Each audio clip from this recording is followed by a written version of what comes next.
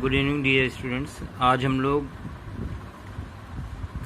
Chapter triangles discuss करेंगे। तो शुरुआत में कुछ एग्जांपल्स देखते हैं सिमिलरिटी के। तो chapter name is triangles.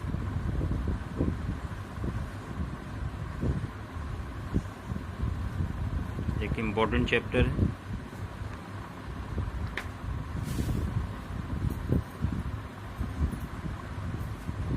Any two lines are always similar, but they need not be congruent. They are congruent if their lengths are equal. देखिए दो लाइन है, एक लाइन ये है और एक लाइन ये है। ये दोनों लाइन कैसी हैं? दोनों लाइन सिमिलर हैं।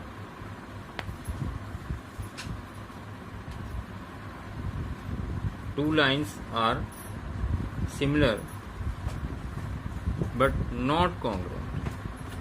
For congruent, it is necessary that their length should be equal.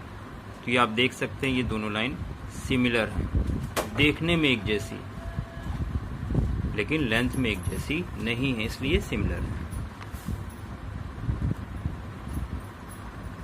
Two circles are similar.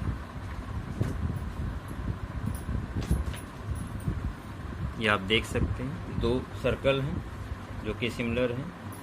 Any two circles are similar but not necessary congruent. They are congruent if their radii are equal. अगर इनकी radii equal हो जाएगी तो फिर ये भी similar के साथ साथ कॉन्ग्रेंट भी होंगे। स्क्वायर की अगर बात करें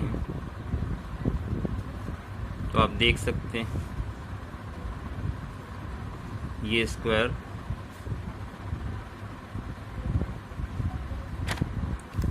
भी सिमिलर हैं और यदि इनकी साइड इक्वल होगी तो ये कॉन्ग्रेंट होंगे। इसी तरह से आप ट्रायंगल ले सकते हैं। आप देख सकते हैं दोनों ट्रायंगल सिमिलर हैं बट नॉट कॉन्ग्रेंट, क्योंकि उनकी जो साइड्स हैं वो इक्वल नहीं। क्लास 9th में ये चैप्टर आपने ऑलरेडी पढ़ा हुआ है।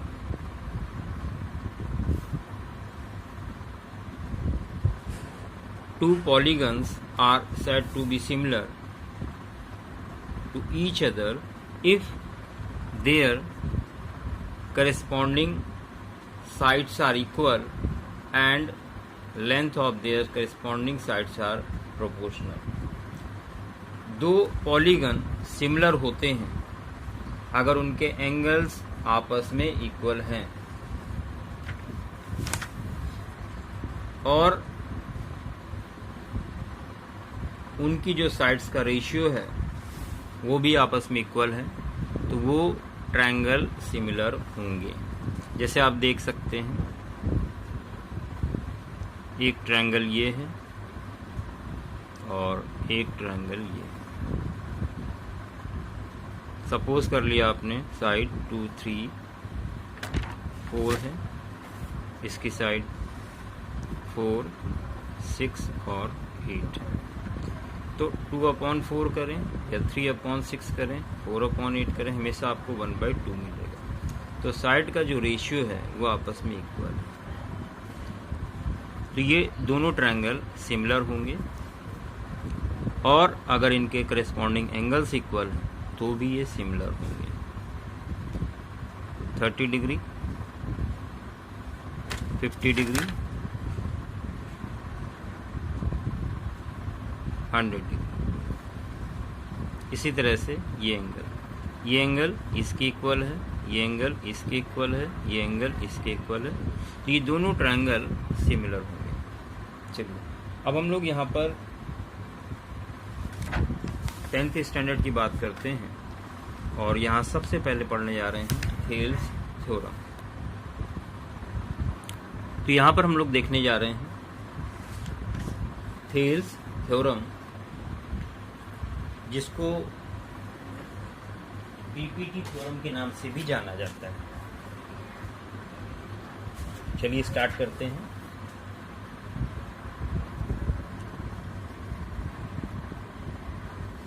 बीपीटी और इसी का दूसरा नाम है थेल्स थ्योरम।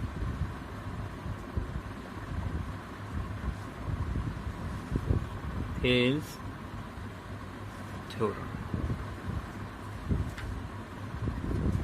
बहुत ध्यान से समझिएगा, बहुत इंपॉर्टेंट है, बोर्ड एग्जाम में कई बार पूछी गई है। बेसिक प्रोपोर्शनैलिटी थ्योरम या थेल्स थ्योरम। स्टेटमेंट क्या है, सबसे पहले स्टेटमेंट समझते हैं।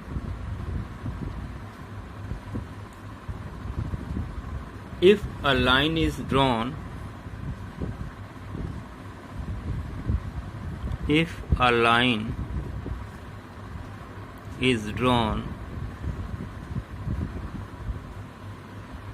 parallel to one side, parallel to one side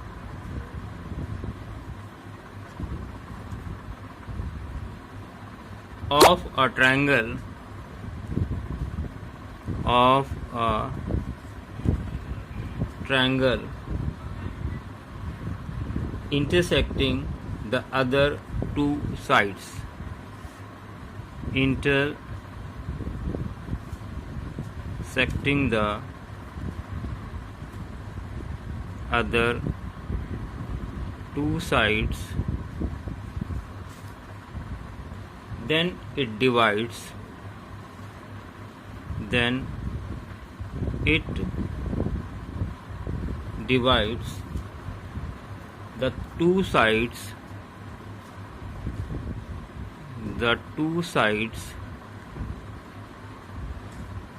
in the same ratio,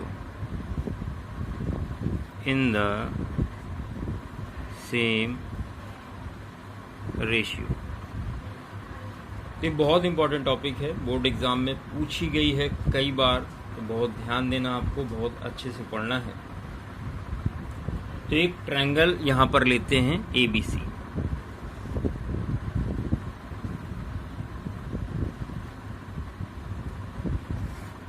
एक ट्रायंगल यहां पर हमने सपोज किया, ट्रायंगल ABC।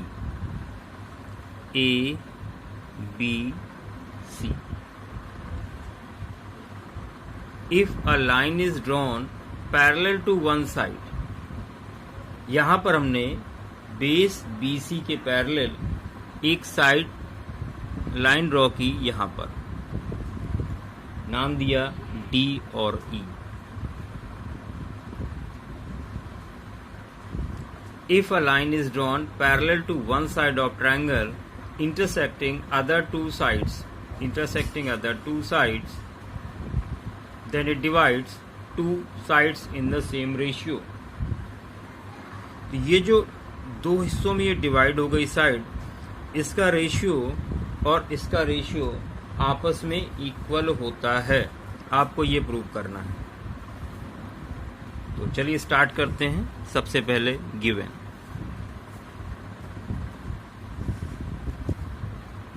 अ ट्रायंगल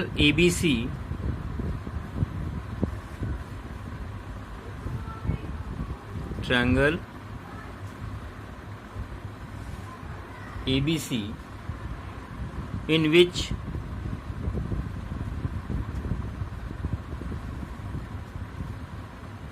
आप देख सकते हैं DE पैरेलल है BC के, and intersect AB in D and AC in E। यहां तक क्लियर हो गया होगा आपको। देखिए थ्योरम में कहा गया है एक ट्रायंगल ABC है, अगर हम BC के पैरेलल एक लाइन ड्रॉ करते हैं जो AB को D पर और AC को E पर कट करता है, ये जो साइड के रेशियो हैं ये आपस में इक्वल होते हैं।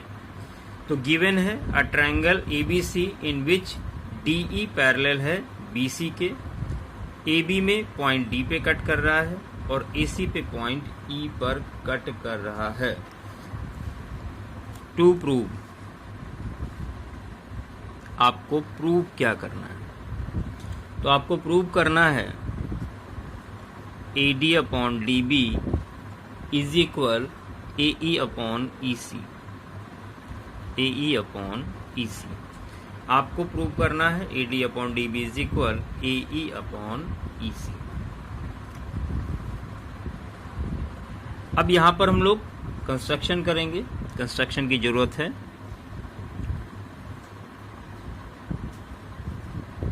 कंस्ट्रक्शन BE को ज्वाइन करा दिया, join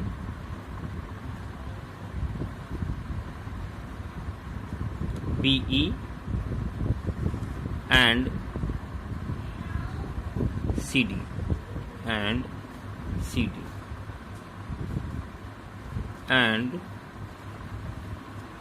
draw EF perpendicular BA। यहाँ से हमने एक लाइन ड्रॉ की जो AB पे परपेंडिकुलर है EF। देखिए इसकी ज़रूरत पड़ने वाली है, अभी आगे जब करेंगे तब आपको ये चीज़ और अच्छे से क्लियर हो जाएगी। And DG perpendicular CA, DG perpendicular AC। आप देख सकते हैं AC पे हमने DG परपेंडिकुलर ड्रॉ किया है और AB पर हमने EF परपेंडिकुलर ड्रॉ किया है। तो यहाँ तक चीज़ें आपको क्लियर हो गई होंगी। प्रूफ स्टार्ट करते हैं।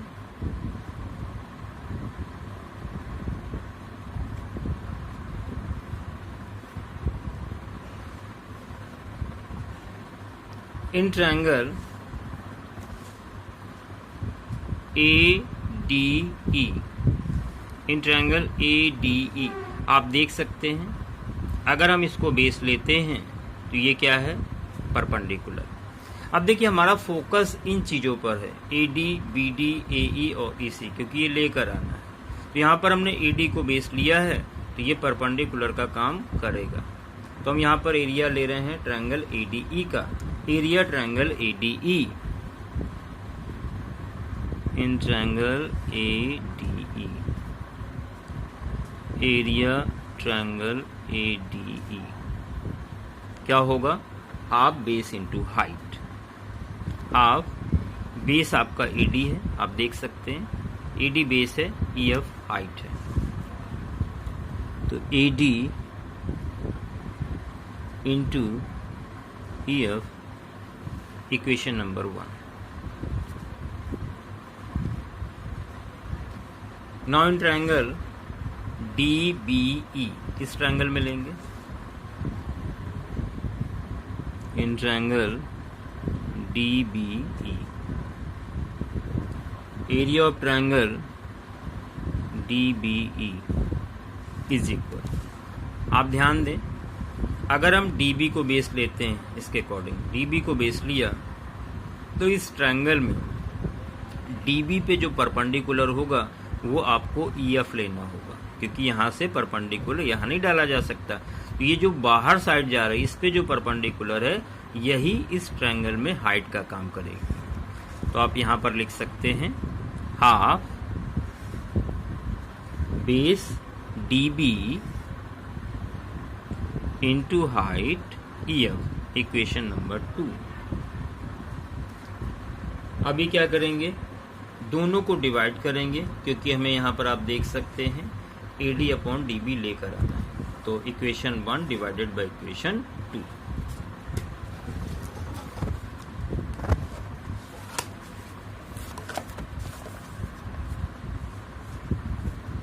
Equation 1 divided by equation 2। तो यहाँ पर आपको मिलेगा area of triangle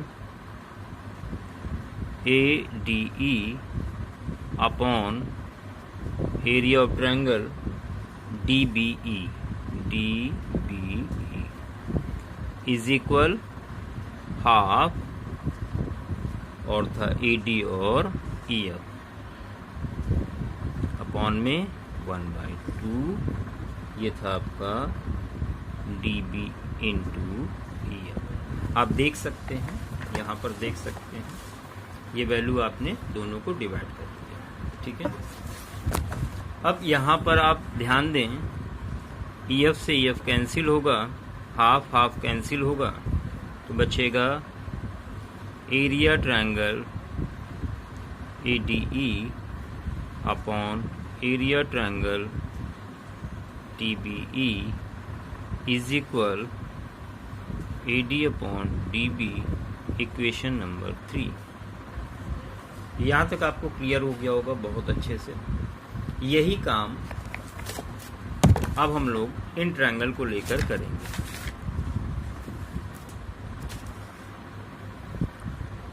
triangle ADE, जहाँ पर इसको हाइट लेंगे और ये बेस, क्योंकि हमें ये और ये साइड का रेशियो चाहिए। उसके बाद ये वाला ट्रायंगल लेंगे, तो यहाँ पर लिखेंगे in triangle ADE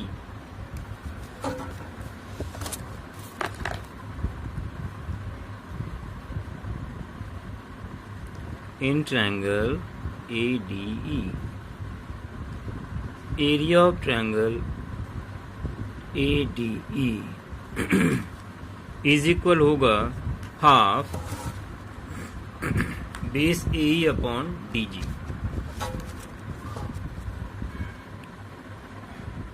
AE into DG, ये आपकी equation number 4। Now in triangle CDE, अभी बेस आप ये लोगे और हाइट यही ली जाएगी, यही हाइट का काम करेगा। तो area of triangle DEC, area of triangle DEC ये होगा half base EC into height DG, equation number 5। आप देख सकते हैं यहाँ पर जो बेस है वो EC है और हाइट DG है। देखिए यहाँ पर हाइट नहीं ली जा सकती, इसलिए एक्सटर्नल जो साइड बढ़ाई गई है उस पे जो हाइट है उसी को यहाँ पे हाइट लिया गया इस वाले ट्रायंगल में D से।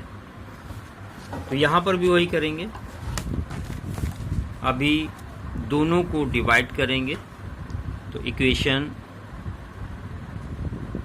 4 divided by equation 5, then you will get area of triangle ADE upon area of triangle DEC is equal half AE into DG upon half EC into DG। ये कैंसिल हो जाएगा DG half. Finally you will get area of triangle ADE upon area of triangle DEC is equal AE upon EC, equation number 6। तो यहाँ तक चीज़ें आपको clear हो गई होंगी बहुत अच्छे से।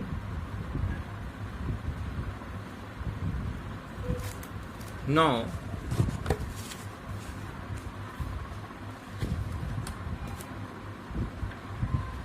इन ट्रायंगल DBE ये वाला ट्रायंगल और दूसरा ट्रायंगल आपका DEC ये वाला ट्रायंगल, आप ध्यान दें ये दोनों ट्रायंगल DE बेस पर बने हुए हैं और दो पैरेलल लाइन DE और BC के बीच में बने हुए हैं। अगर दो ट्रायंगल एक ही बेस पर बने हुए हैं और दो पैरेलल लाइन के बीच में बने हैं तो उनका एरिया आपस में इक्वल होता है। ये आप क्लास 9th में थ्योरम पढ़ चुके हैं। बाकी आप ध्यान रखें, यहाँ पूरा स्टेटमेंट आप दें। Since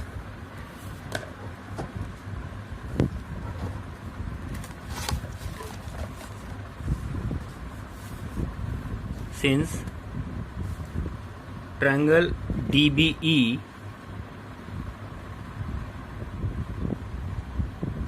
and triangle DEC are on the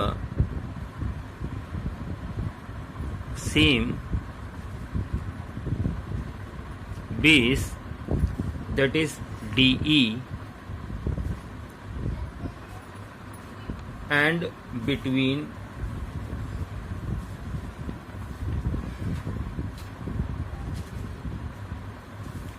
same parallel lines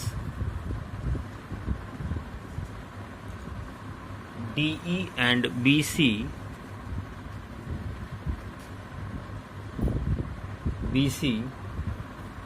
therefore area of triangle DBE equal होगा एरिया ऑफ ट्रायंगल, सॉरी यहाँ पे DBE लिख लें, इक्वल होगा एरिया ऑफ ट्रायंगल DEC। यहाँ पर देखिए DEC अपॉन में, जिसको हम रेसिप्रोकल करने जा रहे हैं, इसको लिख सकते हैं 1 upon area of triangle DBE is equal 1 upon area of triangle DEC।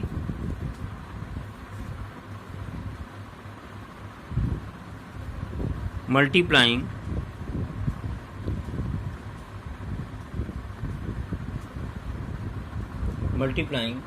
both sides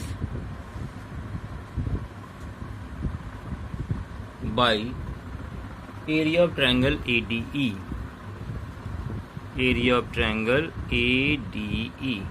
इससे हमने मल्टीप्लाई कर लिया। Area of triangle ADE upon में हो जाएगा एरिया ऑफ ट्रायंगल DBE, इधर भी मल्टीप्लाई करना पड़ेगा, area of triangle ADE upon area of triangle DEC। फायदा क्या मिला? फायदा ये मिला, ये सिचुएशन हमने यहाँ पर बना ली, ये वैल्यू हम रख सकते हैं यहाँ पर। ये क्या था? ये थी आपकी इक्वेशन नंबर 1। ये देखिए, तो इसकी जगह लिख सकते हैं AD अपॉन DB, यहाँ पर लिख सकते हैं AD upon DB is equal, इसकी जगह क्या लिख सकते हैं? ये लिख सकते हैं AE upon EC, AE upon EC। यहाँ लिख दें फ्रॉम 3 and 6, फ्रॉम 3 and 6, यहाँ से वैल्यू रखिए। यही आपको प्रूव करना था।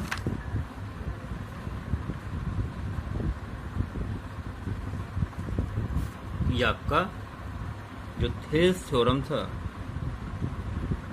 क्लियर हो गया। बच्चे इसको बहुत ध्यान से पढ़ें, बहुत इंपॉर्टेंट है। बोर्ड एग्जाम में कई बार ये थ्योरम पूछी गई है। अब यहाँ पर हम लोग देखेंगे कोरोलरी, इनकी एप्लीकेशंस। चलिए देखते हैं इनकी कुछ 2 एप्लीकेशंस है, दोनों को देखते हैं।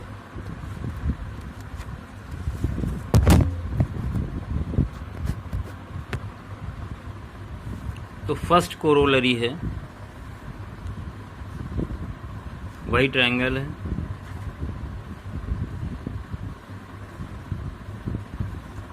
ABCDE। अभी आपने प्रूव किया AD upon DB is equal AE upon EC। अभी इसकी एप्लीकेशंस को हम लोग यूज करेंगे, इनको बोलते हैं corollary.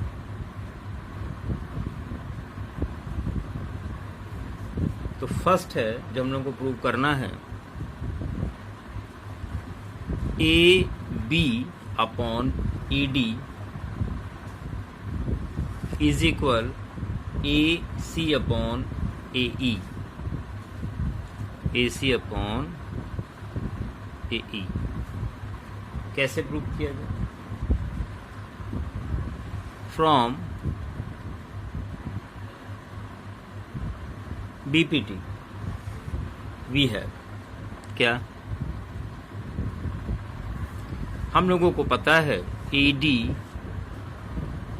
Upon DB is equal होता है AE upon EC, AE upon EC, AD upon DB is equal AE upon EC by BPT theorem और बाई थेल्स थ्योरम। यहाँ पर देखिए AD आपको रखना है अपॉन में, तो यहाँ पे रेसिप्रोकल कर लेते हैं। अगर आप रेसिप्रोकल करेंगे तो ये हो जाएगा DB upon AD is equal EC upon AE। तो देखिए अपॉन में आ चुका है AD और AE। अभी हम दोनों साइड 1 ऐड करेंगे, on adding 1 both side, on adding 1 both side we get, देखिए DB upon AD plus 1 EC upon AE plus 1, तो ये आ जाएगा एलसीएम लेने पर DB plus AD upon ED is equal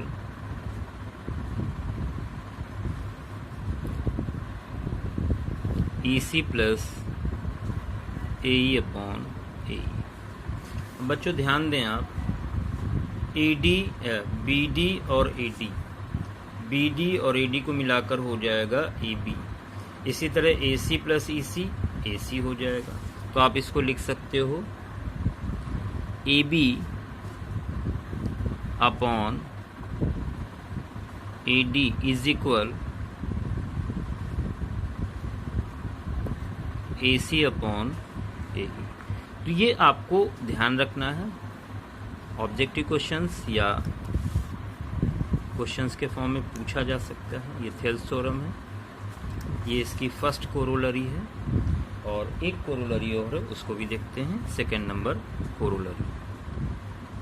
आपने प्रूव करना है AB अपॉन DB